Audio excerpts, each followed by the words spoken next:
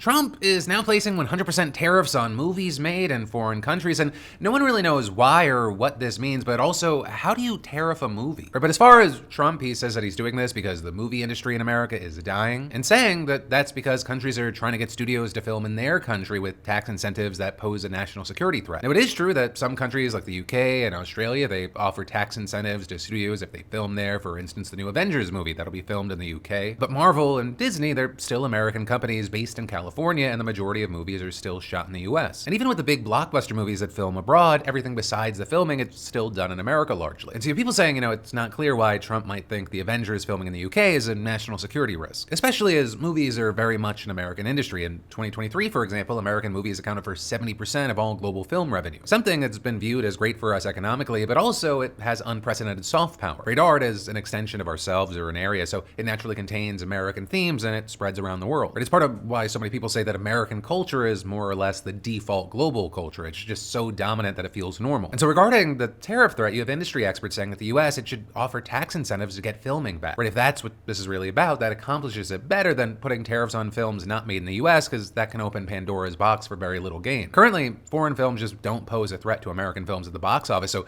placing a tariff on them is just kind of asking for a problem. And if we saw countries retaliate, this would destroy Hollywood and American influence, and it could also move the global trade war from goods to services. Which, if there is a big point and a key takeaway here, the US economy is 76% services, so that's something that would be brutal. And this is a thing that's kind of been buried by the nonsense and the chaos, but America, it's the biggest exporter of services in the world, and it has a trade surplus with most of the world when services are accounted for. But for now, follow to stay in the loop.